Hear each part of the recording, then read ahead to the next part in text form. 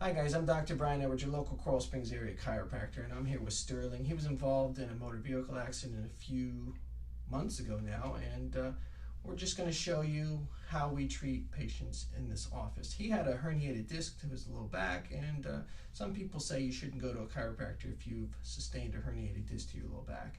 And in the beginning, we didn't mess with Sterling's low back too much because he was very sensitive, so we had to give his body some time to heal, but there are certain techniques you can do to help move the patient along with treatment and therapy. And at this point we are adjusting him. It is safe to adjust him at this point, and we're just going to walk you through a treatment in this office. Okay.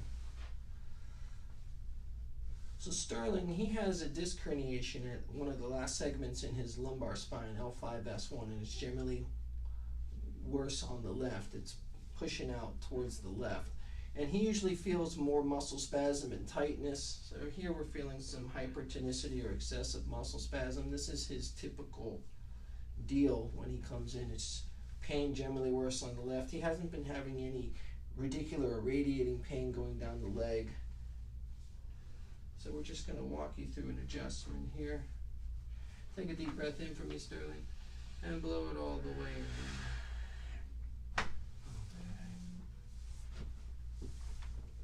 And he had some neck issues, but he's not having those so much these days. Maybe a little muscle spasm, some trigger points here in the neck and upper back. So we just like to open up these joints a little bit here. Not too much going on today, so we're not going to mess with it too much. Go ahead and lie on your side and face me, Sterling.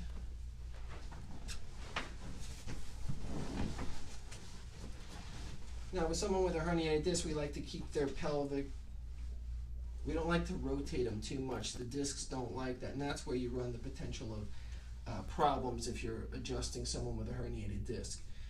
Again, the swelling and inflammation has gone down somewhat. He still has some underlying pain here and there, especially noted with activity, but you keep the pelvis just vertical, straight up like this, and you don't put too much rotation. It's more of a straightaway push like this. And there's not much tension put on the discs. And that's how you safely adjust somebody who's got a herniated disc. Because you don't like to just roll their whole body like this and put too much torque or tension on those discs. So here, and just, I don't know if you heard that or not, but I barely had to lean on it. We opened it up nicely. Go ahead and have a seat, Sterling. We'll face this way. Yeah, remember, face the camera. Well, that's how I adjust patients with herniated discs in my office. Again, there's a time and a place to adjust, and in the beginning, we weren't doing these types of adjustments to Sterling because there was too much swelling and it was too painful for him. So there's a time and a place for certain types of treatment.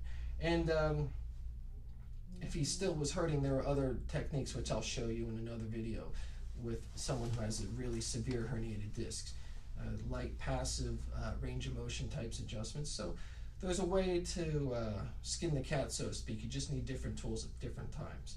So I'm Dr. Brian Edwards, your Coral Springs area chiropractor, saying have a great day.